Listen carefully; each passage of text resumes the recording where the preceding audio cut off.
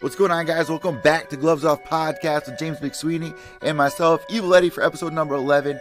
Kicking off the new year here in 2019, almost 2020, I can't even believe it. 25 years of the sport with the UFC, and we got to witness a lot of great things. But now it's set for a new era. We have a lot to discuss on today's podcast. We got James McSweeney here. What's going on, James? Yeah, I'm good, thank you, guys. Happy New Year to everybody, and it's a new start, alright? So it's start to get things moving.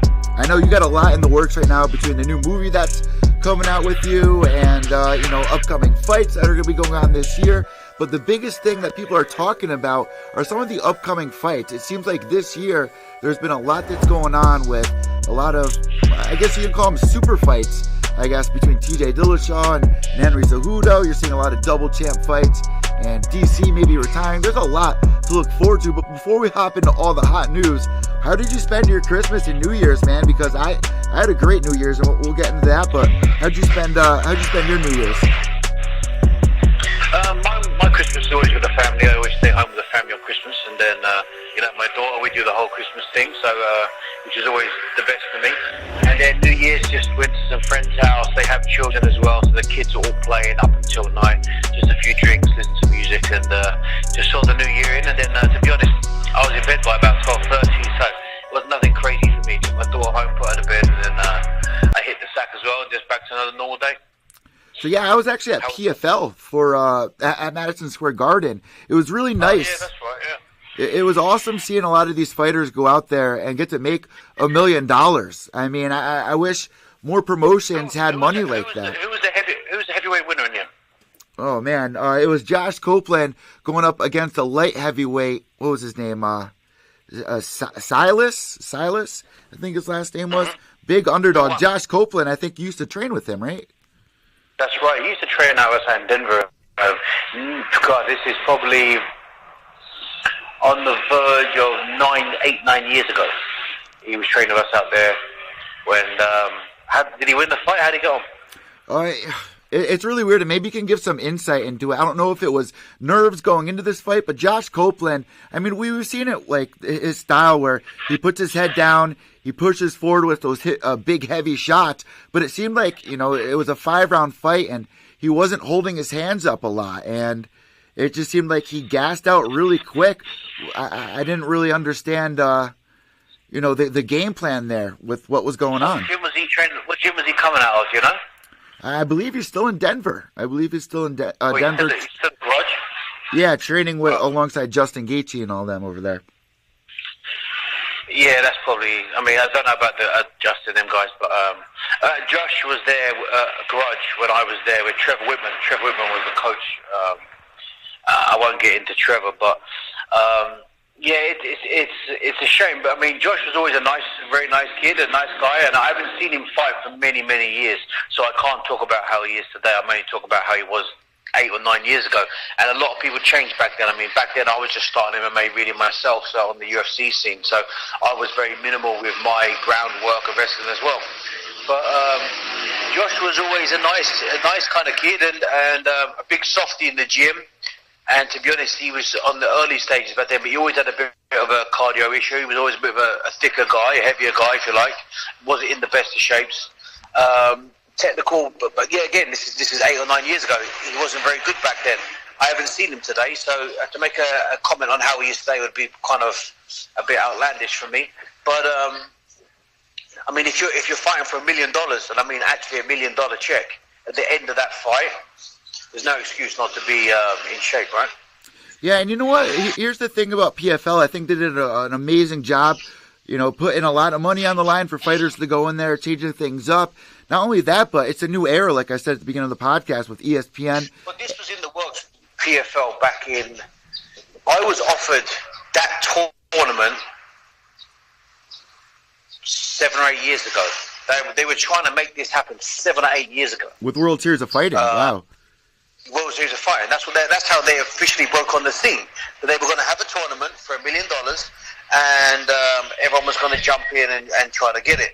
And then, and of course, at the time I was training with Ray Sefo down in Las Vegas, so I got offered to be in the tournament, but it was, like I said, 7 or 8 years ago. Nothing ever come of it. And then they were looking at just doing the normal shows. They couldn't get the $1 million or whatever the reason was. And then they offered me a fight against Tyrone Spong when he was going to fight, but the money was, for me, it was terrible money for me at the time to fight Tyrone, because I knew what Tyrone would be asking for, and it wasn't what they was offering me. And if I was fighting Tyrone in Thai boxing, because he's a bit more apparent in Thai boxing than I have, I'd imagine he would get the lion's share. But I was a UFC veteran, and it was his first ever MMA fight. There was no reason for him to get paid more than me, and they were going to pay him 3 times more than what they was offering me.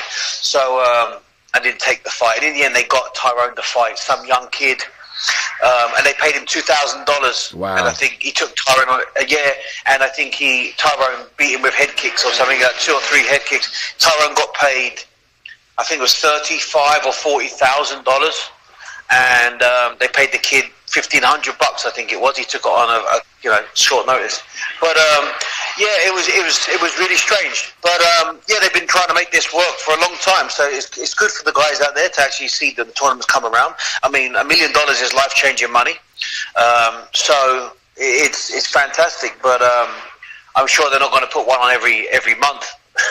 It's going to be once a year, I'd imagine at most, because it's a lot of money to come up with and a lot of revenue to come back. And really, it's a great tournament for some guys coming up, because all the major high-level guys are signing contracts, right? UFC, Bellator, 1FC, KSW, they're all signed up to the hill. So if you're free-floating around that league, it's really the chances you're not really going to fight a top high-level guy.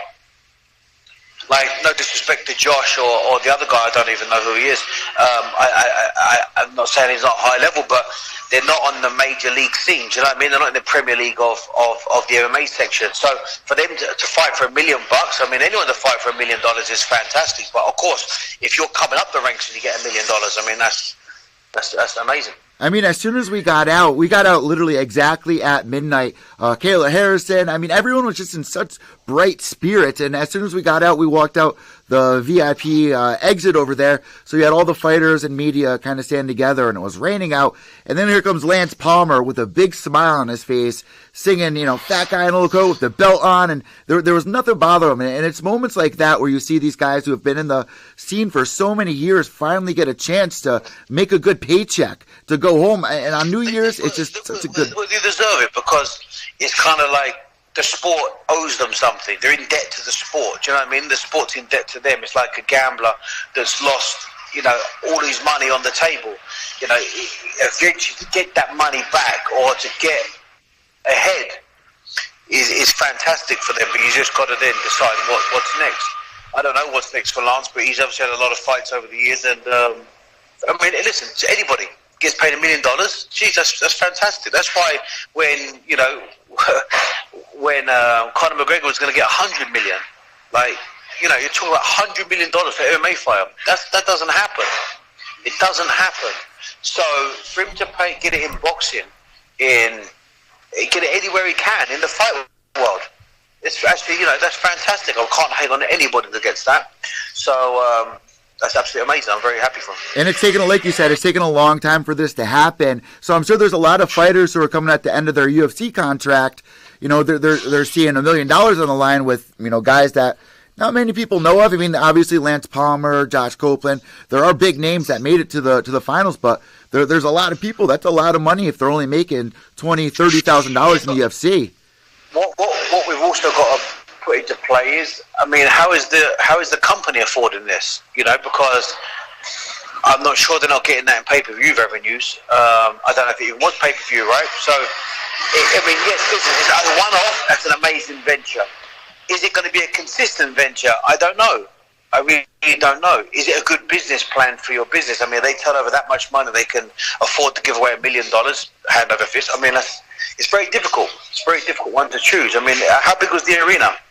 It was actually at the Madison Square Garden Theater, which is now called the Hulu Theater. You guys might remember they had the UFC 205 press conference there. It's a theater it's in the same building, but definitely a little bit smaller. However, that place was sold out, packed to the brim. It was going nuts. How many thousands does it hold? Not much at all. It's a theater. It's a theater. Oh, so what? 3,000-4,000? You know what it kind of reminded me? It's smaller than Mohegan. Yeah, I'd say Okay. about 3,000 maybe tops. But so I'm saying they're not making $1 million on ticket sales. I don't know if they made it on pay-per-view. I mean, it's hard for a company to revenue that. I mean, obviously, great sponsorship would have helped. Either way, that's their issue, and that's what they're dealing with. They obviously know what they're doing as a company. They've got some smart people on the board and running the company, so I'm sure they know what they're doing. I would just be surprised when the next one would be.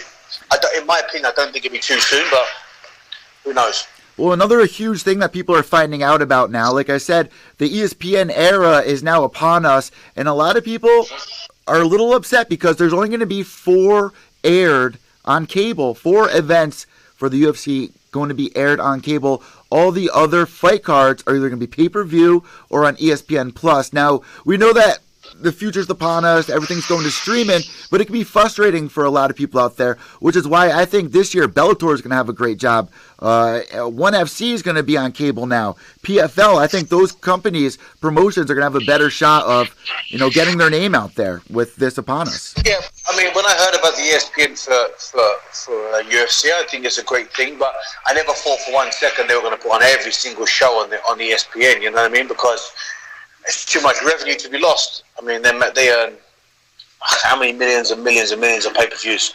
So they weren't going to cut that and just put it all on ESPN for free. So there was always going to be a catch there, right? There was always going to be, they weren't just going to cut that revenue. It's too big. There's always going to be a way they're going to make it back. I think still getting those shows on ESPN is great, but of course that's not as many and more going to pay-per-view. So it does open up a lot of boundaries for other shows to come through. And like you've talked about this before, it's so expensive being an MMA fan. Between you got to get Flow Combat, you got to get DAZN. There's all these streaming platforms that you got to purchase. It can be expensive to be an MMA fan. Very, very. I mean, I'm surprised that some people. I mean, the amount that it's costing now, and how many shows and how much stuff is being put on. I'm surprised that they still hit the figures they do. I mean, really, on a global side, it's a bit of a struggling economy right now, and people are, obviously people are cancelling nights out or cancelling trips to keep supporting this, which is fantastic on the MMA thing. It's just a shame that I think they're starting to get, in my opinion, a little bit abused as a fan. You know what I mean? Like they get a little bit used. Now you're hooked. Now you're involved. Now you're passionate. Now you've followed it. It's like it's getting more and more expensive as we go along. I mean, what's it going to be 3 or 4 years from now? So let us know what you guys think about this on Twitter at GlovesOffPod or at McSweeney MMA on Instagram. James, I want to get into the meat and potatoes of what everyone's been talking about this week because TJ Dillashaw is moving down a weight class to 125 pounds. And if you've been following the MMA scene for a while now, guys, you know that they got rid of the flyweight division. Henry Cejudo, Joseph Benavidez. There's not many guys that are staying around. Cejudo is fighting for the flyweight division. So everyone's asking, what are the advantages and disadvantages of moving down a weight class for TJ Dillashaw? You've done this before in your career inside the UFC. Yeah, I mean...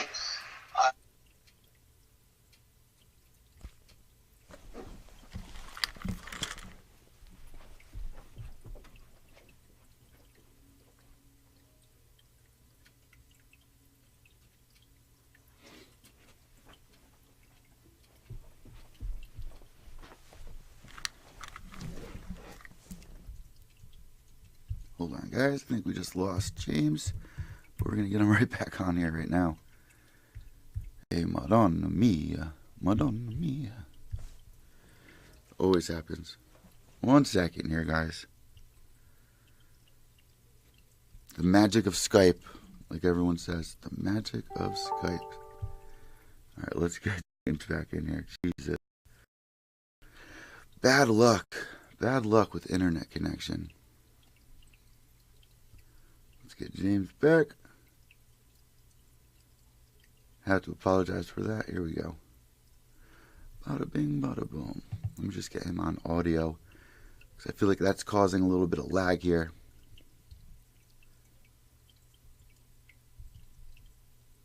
Let's give him a call. It's calling right now. Go through. Come on. Come on. There it goes. Incoming call. Let's answer it.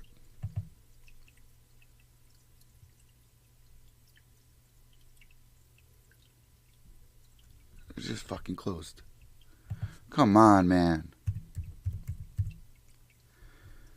This shit is so fucking annoying. I'm sure James on the other side smashing the phone right now, just like I am.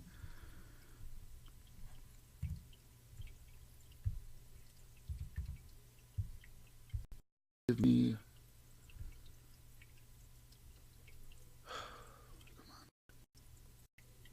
This is one of the most frustrating things about doing this. Is the shitty, and you pay $100 a month, and you can't even get a legit connection. Is it Skype that's just a piece of shit, or what?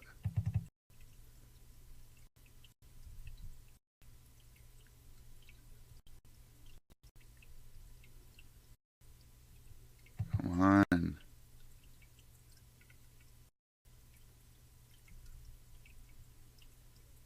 about to smash my computer right now.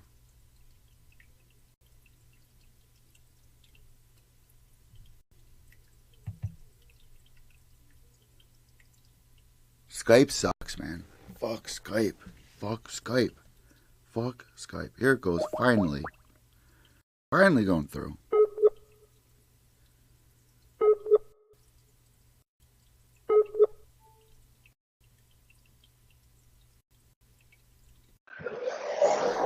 We're back, James. Can you hear me? Hi, mate, you there? Yeah, I can hear you. Can you hear me? Can you hear me? Are we good? What is going on? James. Ay, ay, ay. You want to see me smack the computer in a second?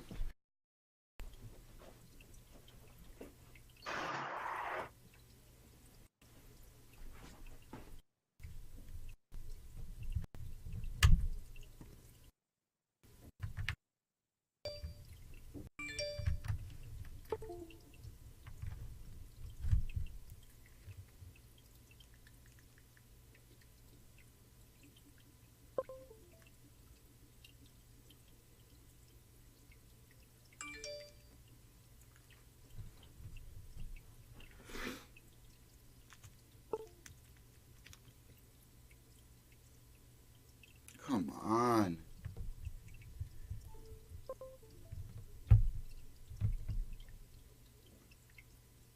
Here we go. Finally. Finally. All right, James, you're back. You just cut off there? Yeah, it's fucking shitty ass Skype. All right, we're good now, though. So like I was saying, TJ Dillashaw, he's moving down in a weight class here. You've done this before in the past inside the UFC. What's the advantages and disadvantages of doing something like this for TJ? Well, it's a very difficult thing to do, and to do it successfully is difficult. I mean, first of all, if you're going down a weight class, of course, you're going to be the bigger, smaller guy. But of course, if you have a hard time cutting weight or doing it the correct way, you can also be the bigger, weaker guy, right? Because you're deplenished quite a bit, which is what's kind of happened to some people. But myself, I was walking around at about 105 kilo, and I was cutting to make 93. So I was losing 25 pounds during fight week, from fight week onwards. So from the Monday, and I'd fight on Saturday.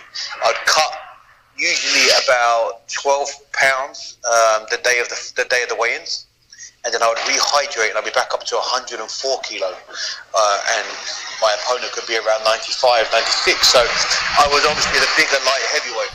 And that's I got some training methods that I was using from the Olympic Training Center in Denver. The wrestlers there, they cut weight. Some of them cut weight the best, in my opinion. And I was using their scenarios for doing that. But yeah, I mean that's the first advantage, is that he's going to be the bigger, stronger guy if it's done correctly. there is a flip side to that coin where if it's not done correctly, you miss weight, you could be deplenished, you may not hydrate properly. There's a lot of weaknesses to that too. Of course, the other guy could be the smaller guy, but he could be the faster guy, the more agile guy. I mean, there's plus and minus on both ends. It just depends how big Dillashaw is walking around that on a general day. So who has the mindset there, the more positive mindset in that situation? It would obviously be Henry Cejudo there, but there's also so much pressure as well. If you're Henry Cejudo, I mean, how would you feel? Would you feel like the more positive athlete there? Well, it's not about being the more positive athlete, but he's got the more easier job to do, right? Because that's just his fight weight. So for him, it's more, he's confident where he doesn't have to change much. His diet can stay the same. He's confident in the fact that he's going to make weight. He's going to feel very energetic. He's going to feel explosive. He's going to have the gas tank. I mean, this is the first time that Dillashaw is going to cut down. I mean, you have to test to see whether the gas tank is going to be there in the later rounds if it chooses to go there. Is he going to hydrate properly, and therefore is he going to keep his explosion and recovery in time? I'm sure at this level they have the very best of the best helping them and working with them. But yet and still, you never really know how your body's going to perform the first time you do it under those bright lights. And even when I first did it the first time, it's a very difficult scenario to have. It's very difficult indeed. I did it in Australia. I flew out, and then I had a very long flight to Australia from Las Vegas, and I just held water on the flight, and I was like literally, I think I was about 25 pounds overweight on the Monday. Now, going through the weight cutting and stuff like that, does that kind of take away from the technical side of getting ready for the fight? No, not really. I mean, because it's just more about how well you cut weight and what's your game plan. Some people nowadays like to use the hot bath, the Epsom salt bath and stuff like that. Some people, obviously, you're going to deplenish food that week. You're going to cut down your carbohydrates. Some people are water loading. Some people are cutting back. There's many, many ways, and everyone's going to say their way is the right way. Maybe it's the right way for their body type or their mental attribute. For me, it was always the sauna. I always like to do the sauna, but everyone's different. But yes, it's not going to take away from his attribute of technique or focus for the fight, but he has got a lot more to deal with. He's got a lot more concern. He's got to concern himself about the weight. He's got to concern himself how he feels. He's got to concern himself with his hydration. He's going to concern himself with that. I mean, I'm pretty sure he's had a couple of test runs already to double check that he can get down there, and that in itself is very draining. I mean, just to explain to people how dangerous it is. I mean, we're obviously bigger guys. You're a giant, but you got these guys 135, 125 pounds. That's, cutting it really close to what your body can and cannot handle. How does your body feel going through something like that? Of course, you're talking about people that are superior athletes, and you're actually not losing, you're just losing water from the muscles. So, yeah, I mean, the smaller you are, the harder it is because the less muscle mass, right? I mean, a bigger guy like myself, I had a lot more water to lose, and I generally sweat quite easily, so that wasn't a problem. But yeah, some of the smaller guys, they can't do them kind of numbers. So it's extremely dangerous. People have died. This is why they're trying to get it out of the sport, cutting weight, and they've stopped people from IVing after now, because they don't want them to cut that much and then hydrate and then be at an advantage. And these are things that's taken place in the UFC, and they're trying to stop people from hydrating with IV bags. I think that's dangerous as well, because people are still going to cut the same amount of weight. They just cannot now use an IV to hydrate as quick. This is a very dangerous game because, as you know, kidney failure, liver shutdown, people have had all kinds of breathing attributes and collapsed. If it's done the wrong way, I mean, it's done the right way, it's toxic and dangerous on the body. It's not right? You're not meant to lose this amount of weight in this short period of time, that amount of water. You're putting your body in a state of dehydration, like if you're stuck out in the Sahara Desert. You're putting yourself in a place where your body's just depleting off all the water it's got in its body under high temperature, and effectively you're losing a ton of weight. Put the water back in, you're getting back up there. But it's very toxic on the body and it's very dangerous. So now for people out there that don't know what you meant about the IV, IV water to be rehydrated. Why did they take that away from the fighters? What were the reasons there? Well, the reason they took it away originally was because they were concerned about so many people cutting high amounts of weight. So they were trying to get everyone to be bestly cutting weight rather than, having to do it and then hydrate and they could put more. It was kind of scaring the athlete. So if you're normally cutting 12 or 15 pounds and you have an IV or two after you've cut weight, you're putting the water directly back into the vein. You're hydrating as well as eating and drinking at the same time. But they stopped that and they proved that they can test you to see that you've hydrated or you've used IV bags. So therefore, what they're trying to do is, on paper, is trying to scare the athlete into not cutting that much weight because he cannot sufficiently hydrate. But that's only if athletes listen, right? I mean, we all know how stubborn we can be sometimes, and if it's an advantage, can we take it? Not that they're taking IVs, but are they still going to cut the same amount of weight? Probably. Are they going to try to, hydrate different ways with food and drink? Probably. But in my opinion, the danger's still there. I'm sure through the years you've heard a lot of, old wives' tales and stuff to lose weight. I remember one of the season of Ultimate Fighter, they had one guy that was talking about, I think it was a season with BJ Penn, where they were doing like where they stick it up their ass and all the water comes out. They flush it out and stuff like that. Is that still legal or no? I don't know if people are doing that. I mean, if you really think about it, how much shit are you storing up your ass? Yeah. First of all, how constipated are you? Your gland coming out can carry so much. So if you were constipated for days and days on end, maybe that's an issue. Maybe you need to do that. I know some fighters that have done it just for pure health reasons. I don't see the benefit in doing that whatsoever. To say you're going to lose weight, that's like, okay, you lost an ounce. you lost 10 ounces. Not even a pound. Geez. Might as well shave your head. If you're really that problem, if you really have that much of a problem, you're down to those minimal sweats, then you're doing something wrong, in my opinion. People do now sauna, steam rooms. I'm not the biggest fan of the steam room for doing it. They use Epsom salt baths, and then they wrap themselves in towels. You see them lay on the floor like a mummy, and they got a woolly hat on. All you see is their eyes, and they're wrapped there for long periods of time. My personal cut weight method was, I always thought I liked the sauna. I would put the sauna suit on. I would get on a bike with all baby oil on me first before I put the sauna suit on. I'd get a good sweat on the bike, get my system open, and then I'd go in the sauna and I'd get it done, and I'd do it in rounds. I'd do 5-minute rounds in the sauna, 5 minutes in, 3 minutes out, 5 minutes in, 3 minutes out. What are you guys supposed to do when you stop sweating? Don't you reach a point where there's just no more water left? This is the danger. This is what happens. I'll explain it to some guys that don't know. So if you could think, my method that I was taught was, if you could think of your body as like a car engine. A car engine, temperature rises, right? So the water inside the car gets hot as the engine's working. The fan cuts in and pumps colder air or colder water round the engine to cool the engine. Then the fan cuts out once the engine's cooled. The engine gets hotter, fan cuts in, and again and again and again. I've always used that method. So I'd go in the sauna for 3 minutes, stay active. I would sit down for 2 minutes.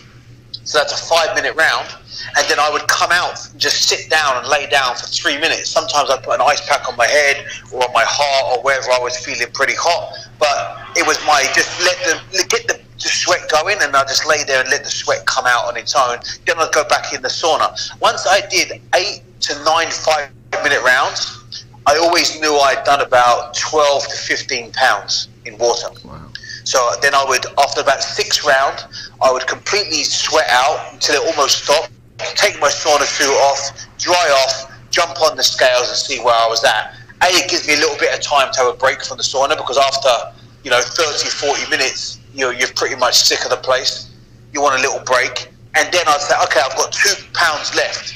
Okay, right, let's go. And I'd dig my teeth, oil back up, sauna suit back on, get the sweat going, and crank out another 2 rounds, and out I would come. Now, that was the most safest method for me, and I never had any issues, touch wood. Other people I've seen have big issues, is what they've done is they've just stayed in the sauna consistently for like 30, 40 minutes, no break, no rest. Well, what you're subconsciously doing is you're saying, as yet again, go back to the car scenario, is you're saying, okay, the engine's getting hot, the fan needs to kick in, but because you're not getting out of the sauna and the sweat is not working, which is sweat is a coolant, right? It's meant to cool your body down. The sweat's not working. Eventually, it just shuts down. So therefore, your body gives up sweating. It will sweat for 20, 30 minutes consistently, and then eventually it will just stop. And then you overheat. And then the fluid on your brain starts to get very hot. The heart starts to get hot. The blood starts to thicken. And that's why you start seeing people having kidney and liver failure and shutting down and passing out and all these other things, terrible migraines and all these things. So for me, the best way in was 5 minutes in, 3 minutes out. 5 minutes in, 3 minutes out. Therefore, my body was always slightly cooling down. I'd go back into the heat. My temperature would raise, the sweat would kick in again, as if the body is forcing the body to say, by sweating, your body's cooling down, it's working. But really it's not, it's because I'm getting out for 3 minutes and I'm going back in again. So I'm kind of tricking the body to make it sweat and sweat and sweat and sweat and sweat. And that was my method that I used the later part of my career when I fought at light heavyweight. Now, after you go through a weight cut like that, you have 24 hours pretty much to regain the weight. What are the best ways to do that? Which ways did you use to practice getting your weight back healthy? Back then, the IV wasn't illegal, so I used to use the IV. I would, as I was at the IV was in my arm, I would be eating sweet potato mash, and I would be just like, that's the thing. You can't, like, even though you're so hungry and you're so thirsty, you can't just gulp a load of drink and a load of food and just, because your stomach just goes and just stops. You can't eat it. So you got to consistently eat small but often. For me, my first thing would be coconut water or any kind of electrolytes. My IV would be going in, and I would eat sweet potato mash. Because it was easy to digest and it was a great carbohydrate. I remember when I cut weight in Australia, I made 93. I had my IV bag and I had some sweet potatoes, and it was about an hour and a half later. I went downstairs. I forgot my band I'd get my ticket, my band for my cornerman or something. And as the doctor was there with the scales, I said, "Oh, can I just jump on the scale, please?" And he said, "Yeah, jump on." And I got on. I was 102. Wow. But I just made 93 2 hours ago. Kilo. So I just made 205 pounds, and I was 221. Wow. An hour and a half later. And he just looked at me and he said, "Get off the scale." He said, "Get back on." So I got back on, and he just looked at me and said, "I don't know what you've done, but you're doing something right." And I just laughed, patted him on the back, and off I went. But yeah, that would be the way we would do it, and it would just take, a few. I could pretty much get back to my starting weight within 12 hours. Before I went to bed that night, I would be hydrated and fully good. And I could tell I was fully hydrated because my urine, my pee would be clear. So it wouldn't be like a dark yellow colour like it was if it's, struggling. I was dehydrated. I'm glad that you went through that, because I feel like there's a lot of people out there that don't understand or don't give enough respect to a lot of the fighters that go through this weight cutting aspect, especially some like 125 pounds. If you're not used to it, man, that could be really dangerous. So big props to TJ Dillashaw. Now moving on with the show, let's jump. It's a very tough thing to do, and unfortunately people only hear the negative stories about cutting weight, and they are negative and it's very dangerous, but people should give it a lot more respect. But fair play to TJ. It's hats off to him. I hope he stays safe. And we're going to be talking about that fight in the next show. So let's move on with the next topic here, which is something that everybody was going back and forth on. You brushed on it just a little bit before the fight happened with Mayweather. Did you get to watch that fight? And did you see what people were saying about it? Because they were saying that it was fixed. Did you see that, or what are your thoughts? They're saying it's fixed. I don't know if it was fixed. You know what? And I thought the punch that caught him, dropped him, it was a clear punch. Mayweather hits hard. He's knocked out a bunch of people. It makes me cringe a little bit, really, because Mayweather, it gets a bit of a bad rap. As a person, I've met him and I've actually been to his house. I'm not the biggest fan of him, let's put it straight. As a person, I think he's a bit, a certain way. But as an athlete, you cannot say nothing negative about the guy. In the other words, he was very aggressive in his younger days. He knocked out a lot of people. Everyone knows now as he's there for the shoulder bump and he's very elusive. You can't hit him. He's got smart. His distance and everything else. But you're forgetting he knocked out a lot of high-level good people and was super, super aggressive. It was only a 5-round fight, which, with all due respect, Mayweather, that's a warm-up. He came out super aggressive. He pushed the pace, which is not what he usually does. Most of his fights, unless he's knocked him out, he goes the distance and outpoints everybody. He knew as well as I do. Anybody that steps out of their realm, and I'll say it one more time, anybody who steps out of their realm and goes and fights a professional boxer of that caliber will lose. MMA fighters won't beat a professional heavyweight boxer. And, a kickboxer will not beat a heavyweight boxer. If on the K1 world, it's different. They hit extremely hard. They spend the whole of their career just concentrating on two limbs, whereas ours is distributed between many different attacks. And just as well as a boxer coming over to K1 or coming over to MMA would also get destroyed, like James Toney did against Randy Couture. So anybody that steps out of that realm, if Randy Couture fought James Toney in boxing, James Toney would have knocked him all around the place. So yeah, I didn't take it too seriously. Did it look like it was set up to me? No, I didn't think it was a fake. I just thought, to be honest, Mayweather just showed his class and caught this guy, young kid, and he big brothered him. He almost gave him a little pat, and the guy's there crying, and he just said, don't worry, son, you'll be okay. You'll be all right. You've earned a good payday for today. And which is what it was. Mayweather went there and earned $9 million. Honestly, I think that was huge for Rizin. I was really surprised when they signed this fight. I think you were too. Everyone was. No one thought this was going to happen. No. I mean, that's a great attribute for them. And in my opinion, even not having it on TV, for the high-level people of Japan that they had it for as an exhibition, it obviously made a lot of money. Let us know what you guys think. Let us know what you guys think down below here in the comments. Moving forward, James, let me know if you think this is fair and how you would deal with this. In this new era of mixed martial arts, it's so clear to a lot of people that it's turning into an entertainment business. The UFC is pushing for fighters to go on social media more, go promote the fights more, get people excited about it. Colby Covington has gone out there, and yeah, he has been the heel. People have been booing him. He's been, he's needed security in certain countries. He's pissing off people in the heavyweight division. He gets the interim title. Now that should secure your spot as the #1 contender, correct? Yes, of course. If he stepped in and took the interim title, of course. But as we know, this is a combat sport, and there's a lot of politics to be had in this game. This is not as cut and dry as everyone thinks. So, do you think they should get rid of the weight, the rankings? How do you think they should actually go about this moving forward in the future? Because clearly this isn't working out. We're seeing eighth ranked fighters go up against champions, and sometimes it's amazing. But a lot of the fans get really upset. I just never took the ranking system. Too much to heart, to be honest. Everyone seems like, yeah, he's ranked number 2 in the world, he's ranked number 3 in the world. But this is a fight business, and in a fight business, anyone can win on any given day. And at that level, anyone can win on that any given day.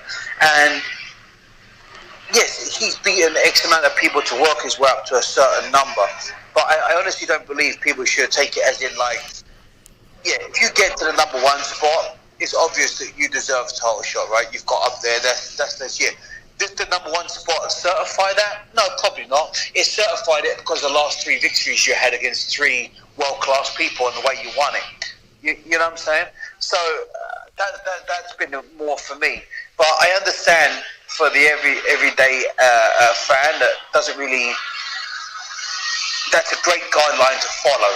I just wouldn't hold it to, and for exactly this reason, I wouldn't hold it to oath, because it's just a guideline, people are making that as if like he's number 2 or he's number 3. When he beats such a, he must get the belt.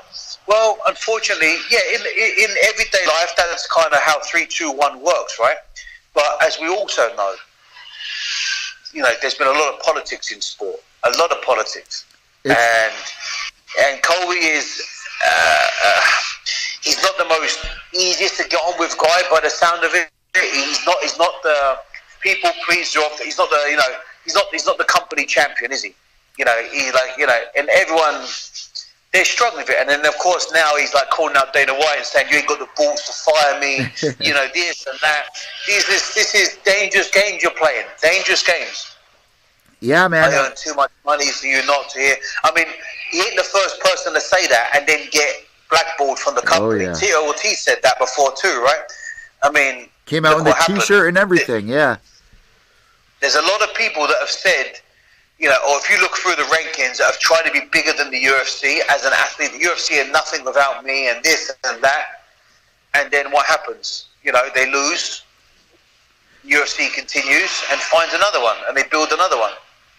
I mean, even to respect, I mean, even Conor McGregor, I mean, of course, he was saying, you know, I'm the biggest payday, I am the UFC, I own the UFC. Great, that was all in his speech and all the rest of it. Now he's lost. It's very quiet, right? Now they've moved on to John Jones again. Yeah. And we're going to John Jones is going to be the new poster boy, and then, you know, they're going to pick through him, and they've cleaned up his. They've even, like, they've done such a good job, they've made people forget. They've made people forget. And almost even turn on someone like, you know, the other light heavyweight champion, what's his name, sorry? Woodley. Woodley? No, light heavy. Light heavyweight champion is... Light heavy and heavy, so owns 2 belts. Daniel Cormier. Daniel Cormier has both belts right now. Okay, sorry, Daniel Cormier. DC. They've even turned the people a little bit off DC, who's the most clean-cut image guy that works on the podium. He works on the desk. He works at the fire. He's like, he was, you know, the clean-cut image. They've done such a good job on John promoting him. They've even made people turn on DC. So you're never bigger than the company, my friend. Never. And obviously, like you said, the UFC is always going to find their next big star, but it's got to be so crushing if you're Colby Covington and you follow all the guidelines. You get the interim title, and I feel like everyone really understood that in the era that we're in right now. Did he follow the guidelines? Did he really follow the guidelines? I mean, he did some pretty outlandish stuff out there as an athlete, right? I mean, he did some pretty stupid things and said some really stupid stuff. And at the end of the day, there's one thing about putting yourself out there on social media, creating a business for yourself, and then there's one thing just being a complete and utter dick about it. You know what I mean? Like, he abused pretty much every Brazilian on the planet, and then went to the police when one slapped him in the mouth. I mean, you know, it doesn't. You know, it doesn't fit well. I don't think there was a person alive who didn't say, well, you deserve that, didn't you? You know, you can't abuse a nation of people and think that one of them's not going to come along one day and slap you for it. And then you go to the police and you deserved it. I mean, geez, yeah, he made some mistakes. You know, you can't say, but now it hasn't gone his way, he wants to cry about it. In my opinion, I don't warrant that. And honestly, man, it just seems like Usman, he's on a 9-fight winning streak in one of the toughest divisions. I wish they just matched up Usman versus Colby Covington moving forward instead of having Tyrone take on Usman. Yeah, I think so. But also Tyrone does, you know, he's a great athlete. He's been around a long time. He's done a lot of good things in the right way. I mean, he's handled victories. He's handled losses. I mean, you know, you can't take something away from Tyrone either. I just think the fact of the matter is, the sun shines on everyone at some point. You can't. What happens is people that get a little bit egotistical, like Kobe, for example, just thinks the sun should only always be on their side consistently, 24 hours a day. They want all the attention, no matter what. I mean, he's a little bit of a carbon knockoff of Conor. I think that he's trying to follow the Conor, and you know, I mean, I just don't see it. You know what I mean? I mean, he's a very talented athlete, a good fighter. I just think that if he just toned it down a little bit and just played a little bit easier, but he's now made his bed, he's got to lay in it, and now he's embracing it, and it's just got. I just don't think it's going to turn out well for him. And to go along with this topic right here, we had a fan question from Scott Kennan on Twitter who says, James, do you think that they should put a new system in place for rankings since people like GSP, Connor, and Nate Diaz stay in the top 10 even though they aren't active a lot? Yeah, I do believe that. I do think they should. But then again, this is what I'm saying about the rankings in general. When you have somebody like Nick Diaz, for example, the last time he fought, 3 years ago? Yeah, to that beginning of 2015, I believe, 16 against Silva. It's about going on 4 years now, right? Because they just started 2019. So let's say 3.5 years. Now, Nick is an amazing fighter. I'm not taking nothing away from Nick. He has the reasons why he hasn't fought in the last few years, and he's looking for his deal, he's looking for the big fight, and he's earned to do whatever he wants to do, in my opinion.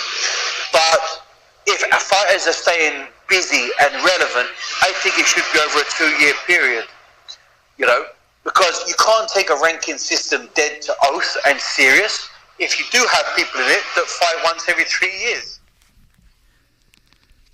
Well, it seems like Nick Diaz, he keeps trying to come back, and a big dangerous part about that is when he says he's coming back, he's talking about people like Jorge Masvidal, who are in the top 5, which was probably not the best idea if you've been out for that long. Yeah, but you say that, but then we've seen Nick come out there and fight the number 1 in the world and finish him and show no ring rust whatsoever. So I just think, we're talking now, Nick Diaz, Dana. I heard a rumor that Dana White offered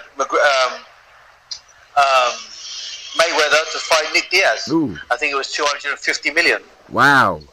Yeah, that's the thing about the Diaz brothers. They always stay active, whether they're doing triathlons. They're always staying. The guys are absolutely ridiculous with their work ethic. They train every day, all the time. They're teaching, they're training, they're doing whatever they're doing. They're having wars with each other, wars with everyone. They're up in Big Bear doing their work. They're ready to go at any given time. They've got that, that attitude where they don't really give a fuck. They'll fight anyone on any given day. And just like most fighters, to be honest, records are for DJs. We don't really give a shit about records. I mean, even just to the point now, this is how the records was. I fought Daniel Ilonga, the K1 veteran. On paper, he was ranked number 3 in the world. And on the K1 world, I'm not in the top 30 or whatever because I haven't fought K1 consistently for over 10 years. But then I go and knock him out. So now where does that put me? Puts me at number 2 in the world. But I'm not signed with Glory. I'm not signed with the biggest organization in the world, but I'm number 2 in the world in K1. How could that work? So you can't really take records for, and on paper then if he was so high on the record status and I was so low, how did I beat him? So records aren't really for fighters. Records are really more for people to keep track and just a rough guideline to have a look. Please don't hold it as oath. You're going to upset yourself. Or why is he doing this and why is he getting that? It's just not going to work out good for that person if that's what they think. So it's just best just to see it for what it is and let it be what it's about. Just let them know the fighters don't care about records. And I think you answered that the best way possible. So, Scott, I hope that you appreciate the way that was answered. Let us know what you guys think about this down below. Now, moving forward, we got 2 quick things to go through. I wanted to ask you if there was anything that we missed on The Ultimate Fighter, or what was a funny moment that you've had in one of your fights that you could share with us. Well, there's one about The Ultimate Fighter that was always funny. And it was funny because I don't know what made me think about it the other day. But I think I was thinking about Kimbo Slice the other day. Just someone, I think I heard it somewhere or read somewhere, and I just saw something about Kimbo, and it made me think about it. And there was just maybe a lot of people didn't know this, but the guy used to always carry his mouthpiece in his pocket. He always had his mouthpiece on him. One of the first times in the house I saw him, and he always had his hand in his pocket. And I just watched it, I thought, why's he got his hand in his pocket all the time? Why do I see his pocket? And then after a couple of days of, we got more familiar, and everyone started to relax around each other because we had to coincide, right? The first day or two, everyone's still on edge, and everyone's a bit jumpy until you realise who you can trust, who you can't trust, and who you like and who you don't like. So like 2 or 3 days in, I think we was all just chatting away, and I say, Kimbo, what's in your pocket? And he said, what's that, bro? I said, what's in your pocket? You've had your hand on your pocket for 3 days. What's in your pocket? And he pulled out his mouthpiece. And I said, what the fuck are you carrying your mouthpiece for? And he he put it in his mouth like that, and he had gold teeth, right? Yeah, gold teeth, the grills. Yeah, right. So he put the mouthpiece in, and he said, "Because you never know, James. You never know." And he popped his mouthpiece in, and he said, "It could pop off at any given time." And he pulled it out, and he went, "These fuckers are expensive. I don't want to lose them."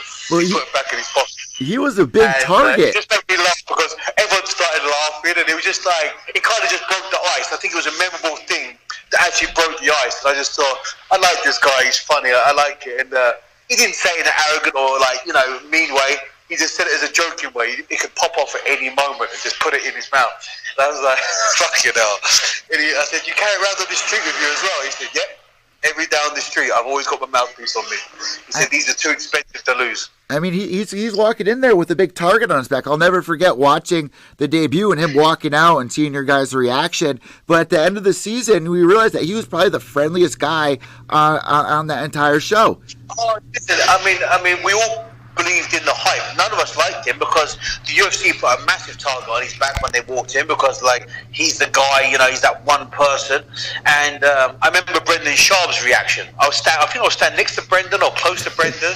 And I said it kind of a very similar thing in my mind, like, "Fuck this guy" or whatever. And Brendan said it out loud. He went, "Fuck that guy." That made me laugh. And I remember looking at him, and we kind of just laughed, smiled at each other, we laughed. And I think if you actually go back to watch it, you actually see him kind of mouth it under his breath. And they put the subtitles. But it was real funny. Yeah, he was brought on for us not to like him, but you couldn't help but like the guy. He was very good around the house. He kept himself very clean. He always cooked on the barbecue, so amazing steaks and sauces, barbecue sauce, and a honey mustard sauce he used to put on his steak, and this glaze. And he was so passionate about that. And he would talk about his children. He would never sleep in a bed. He would only sleep on the floor. Really? And yeah, he never slept on a bed the whole time we were there. He just put his blanket on the floor. He slept on the floor. There was beds there. He wouldn't sleep on them. That's gotta be awful for your back. Yeah, but he said for his back he had to. His back was bad. He liked a hard mattress. It wasn't hard enough. He'd sleep on the floor. But you know what? I couldn't help but like the guy. I really couldn't help but like the guy. And I'm not saying that guy. I only say I couldn't help but like him because, of course, at one stage we were possibly going to fight in the house. When Matt Mitrione was playing his city games, and so. You can't really get too close to anybody because at any given day you could fight with any one of them, and you don't want to carry around too many nice attached feelings because it does make the job harder. Are you really going to go for the kill if you know the story, if you really are friendly and too much? Yeah. But you couldn't help but like his character. You couldn't help it. I really liked the guy, and when he passed, I felt very sad about that, to be honest. I felt very sad for his family, his children, everyone that knew him. And also, just for the loss, he was a good guy, good athlete, was willing to learn, complete opposite of what you see on TV or what people pay him out to be. But he knew how to promote himself. He was making millions of dollars, and promoted himself very well for someone who had minimal talent. He was very game to fight anybody, but even he would say, "I'm not a martial artist. I just know what I know, and I'm trying to learn more." He said, I shouldn't even be here. And he would ask questions like, "Oh, James, how'd you throw the low kick?" And he would ask different people. He would ask Roy Nelson, the wrestling and jiu-jitsu questions. He was just willing to learn, and he was just a good guy. Honestly, what did you guys think was going to happen when they matched him against Roy Nelson? What were you guys expecting? I knew Roy was going to take him down and finish him, to be honest, because Roy is a smart guy. He's a veteran. He's been around a long time. Why go 50-50 and have a punch slugfest? Kimbo was more athletic than Roy. Roy's got a super good chin, but Kimbo can hit fucking hard. They've both got a ton of experience. Where does Kimbo have no experience? On the ground. So where does Roy have the most? On the ground. So it was almost like it's just how he was going to get him there. Do you know what I mean? Because Roy is not the most athletic, as in he ain't going to shoot in real fast and get a double leg and slam you like a Division 1 wrestler. Kimbo was very athletic and become an ex-football player and stuff like that. So he had good footwork and he could move. The only thing that was going against Kimbo at the time was he had bad knees. So he wasn't as mobile as he used to be. So eventually Roy got the body clinch and took him down and got the crucifix, and that was all she wrote. Even after that moment, he was just so into learning from Rampage and going to practice, it seemed like. But I remember that moment when you walked in the bedroom, you're like, Kimbo, we're probably going to fight, man. Like, Kimbo was psyched about it. He was all for it. No, he was excited to fight for sure. But he also knew, because we would talk about it, and we would say, listen, me and Brendan Sharp had a deal. We were never going to fight each other unless it was in the final. We had that deal from day one. No one's going to make us fight each other unless we're in the final. So that wasn't going to happen. And then with Kimbo, the way things were looking out, it was looking like once he was out of all the people they were going to get to replace Mitrione and give a second chance, of course they bring the biggest pay-per-view follower. Do you know what I mean? The biggest person who has the most following. So, I mean, what would have hit bigger headlines if Kimbo would have come back and got a second chance in the Ultimate Fighter show? So that would have hit the ratings. So we all knew that. So once I saw Matt was fucking around he was laying in the closet. He wouldn't even come out for days. He laid in the closet floor, and after he fought Scott Junk, he took a bit of a beating during the fight, and he said he wasn't fit to fight. He got right. He called the medic and all sorts to come to him. Medic said there was nothing really wrong with him at the time. He said he was overheating and dehydrated. So they said, okay, we'll give you an IV. Do you want to go home? He said no. So they let him stay, and then he eventually got the chance to fight. But at the time, we thought he wasn't going to. I went and saw Kimbo and said, listen, man, we're probably going to fight. So I was kind of just giving him a heads up that I'm not going to be friendly as I have been now until after the fight, So I wasn't going to sit around and have chats like we were doing before or be all cool with each other, because I've got to mentally prepare now to fight someone who I actually like. It's funny because if you guys go back and watch, James, you're actually like a step ahead of everybody with knowing what was going on, like what was going through people's minds, especially with like Matt. Like you were onto his game, what he was doing, whether he was or not doing that. It really seemed like you put the pieces together and be like, this guy's up to something here. Well, the thing was, I had hardly any MMA experience, right?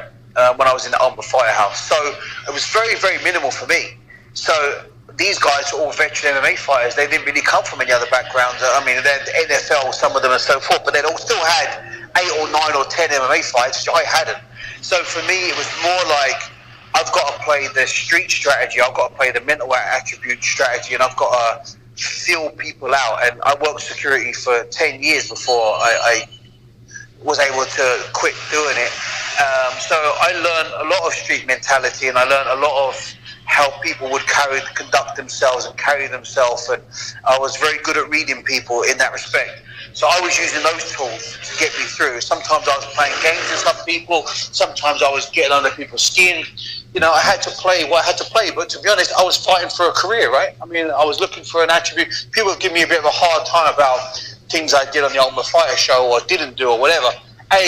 Some things are edited to look bad, and some things, yeah, I did, but to be honest, it was more to do with what would you do if you had a chance to go and fight in the UFC? Would you just sit back and play fair when no one else was playing fair? Or would you use all the tools you've got in your arsenal to make it work? And that's what I was doing. And I knew from day one, Matt was a mental midget at the time. He would try to bully people in the gym and training, in sparring, then sending subliminal messages, like he'd go a little bit harder than everyone else was doing. And even when we were drilling, he would try to kick a bit harder or punch a bit harder or whatever, just trying to. And you say, hey, come on, we're just drilling. Oh no, I am, I'm going easy, that's me easy. And you're like, that's bullshit. I know I'm a veteran in fighting. I know when someone's going easy, I know when someone's putting a bit of weight behind the punch. He was just trying to get into people's mind, thinking that he was better than he was. So as soon as I knew I was going to fight him, I literally switched that switch, and I pretty much just put it on him from the beginning. And he was, in my opinion, he was afraid of me. Even when I went into that fight, I mean, if you watch my fight against his and other people's fight with him or after, he didn't perform nowhere near like he would, because he was intimidated by me. He knew that I knew I had his card marked. So honestly, guys, James McSweeney went through that season and with a lot of big names, Justin Wren, Rampage Jackson. That was definitely one of the best seasons. But I was so upset that Big Baby went in there, and I was really excited for the Matt Mitrione versus Big Baby showdown there, and Matt definitely showed up. And now look where Matt is. It's crazy how he evolved. That's what I'm saying. Look, I mean, Big Baby had a very good jiu-jitsu, brutally strong guy. He always suffered with concussions because he had a lot of NFL concussions. He had a bit of a weak chin. But the guy was super strong and aggressive. And if you even saw when he turned on Matt Mitrione in the house, when he got mad at him, it's the most watched thing on YouTube, right? It was like he was going to eat him. He was so mad. He wanted Matt to just make one little move and he was going to smack the shit out of him. Matt just shit himself. Matt was looking anywhere like, is someone going to help me? I was right there. I was sitting literally right there. He wasn't looking Big Baby in the face. And for me, I was sitting there thinking, I want to see how this goes. Like, I don't give a fuck. He's not my brother. You know, I don't care who fights here. I just want to see how this goes. I want to see how it plays out. And yet again, I was reading the attributes of both people. And I was seeing Big Baby lost his temper and he was scared of him. No way was he scared of him. But Matt hadn't lost his temper and Matt was in flight mode. He hadn't had a chance to get mad. He hadn't had a chance to bite back. He was too busy thinking, what I do? What have I done? He had no idea. Baby was just fucking just down his throat, like he was just so close to him and towering over him. Matt just wanted to, like, you know, he was like a little kid at school, you know, he was getting bullied, and he was petrified. But when the fight happened, Matt had time to go in on an even playing field, and he confronted his fear. For Big Baby, he had actually gone in there a bit too emotional, you know. And also, I think he blew his load a little bit. Like, he had Matt in a few positions where he could have finished him, and I think he didn't pull the trigger. And eventually, Matt escaped, and Matt got the knockout. And I remember going to the hospital because I broke my hand in my fight, even though I knocked out Darryl. Yeah. I got plates put in my hand. I broke my hand in the first round. I broke my metatarsals in my right hand, so I had to have plates put in. And I remember seeing Big Baby there at the hospital, and I said to him, like, "I'm really sorry, mate. Are you okay?" And he said, "Yeah." He was a bit emotional, and he said, "Yeah, I don't know what happened. I just got caught." And I said, "Yeah." He said, "I just fucking my chin is not what it used to be." But I mean, he already had a big payoff from the NFL. He was getting paid. He did many seasons in the NFL. He was on a very good retirement fund for them. So I mean, financially, he didn't need it. I know his wife was very upset seeing him get knocked out again.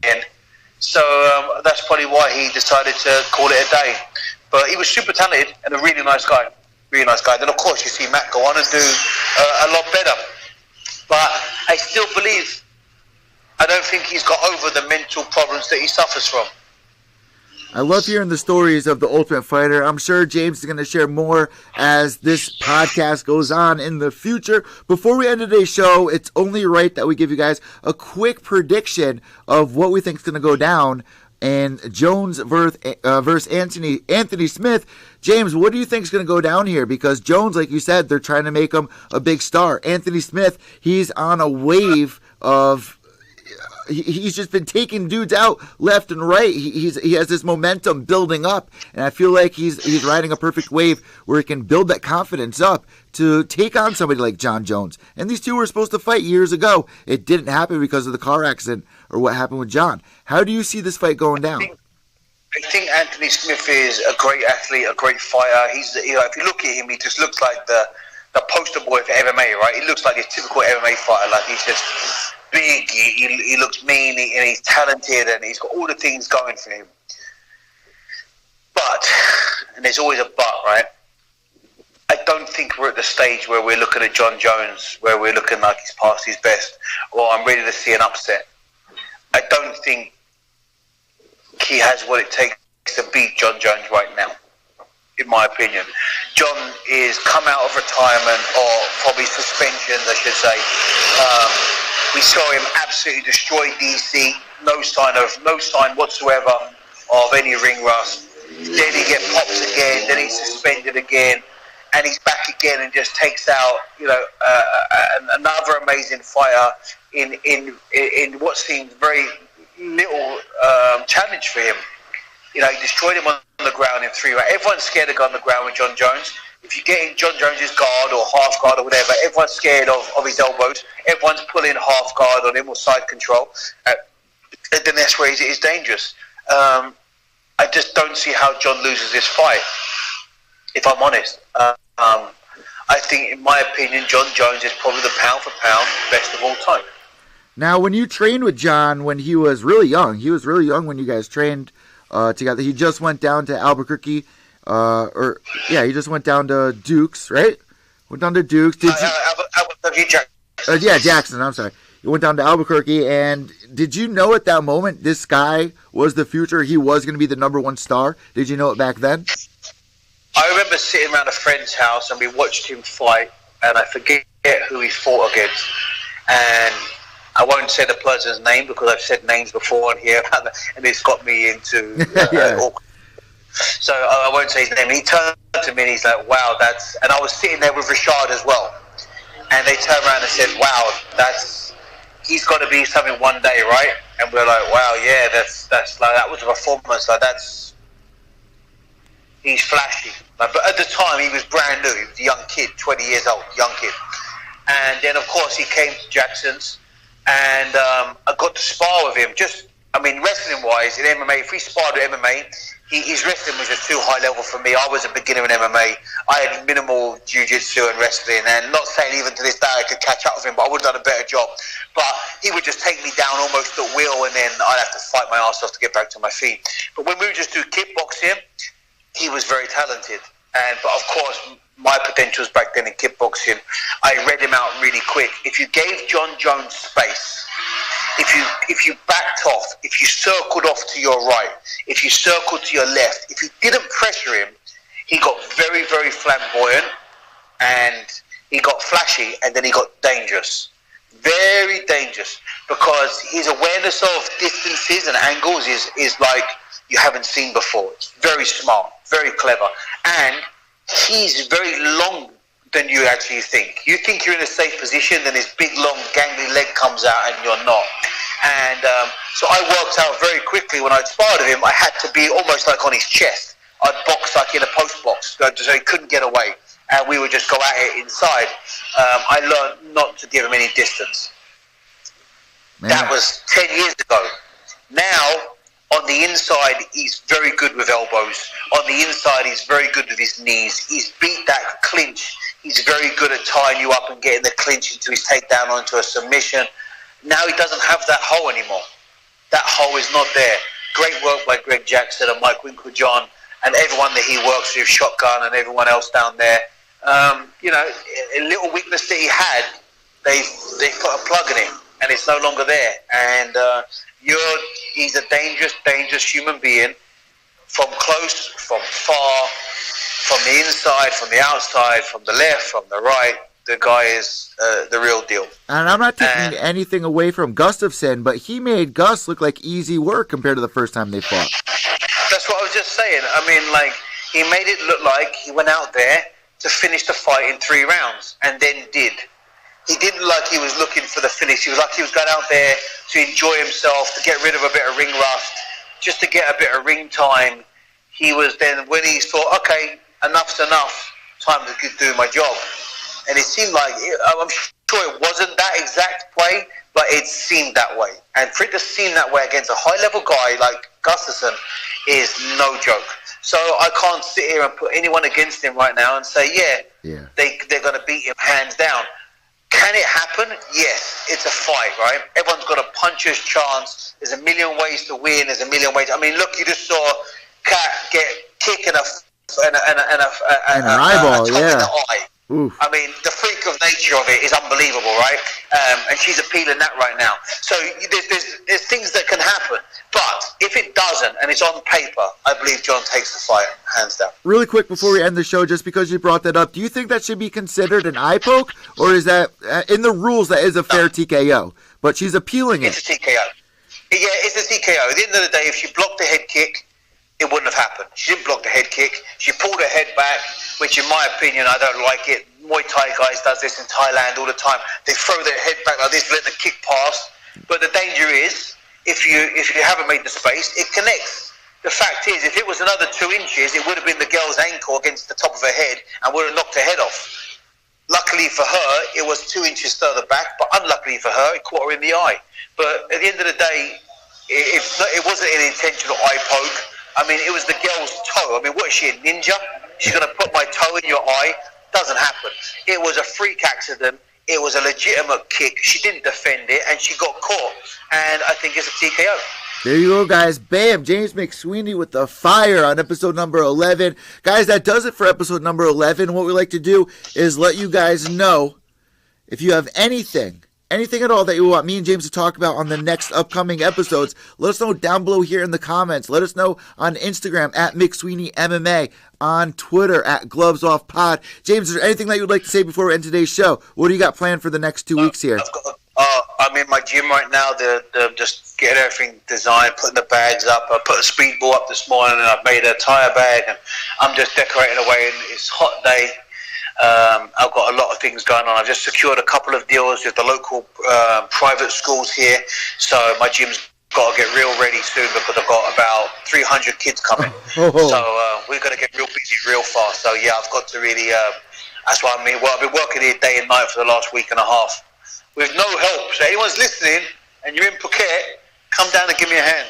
I hate doing this stuff. And we got listeners all over the world, James. I like looking at the demographic. We definitely have some listeners out in that area. So if you're out there, hit James up at McSweeney MMA. Guys, I'm Evil Eddie from Pure Evil MMA. Tune in 2 weeks and hear what me and James got in store. James, have a great week, and I'll talk to you soon, man. See you soon, guys. Thank you. Bye-bye. And that does it for episode number 11. Guys, subscribe down below here on YouTube, Podbean, Instagram, iTunes, Spotify, wherever you're watching this. And I hope that you guys enjoyed episode number 11. I'm Evil Eddie. White knuckles till the end. Behave yourselves.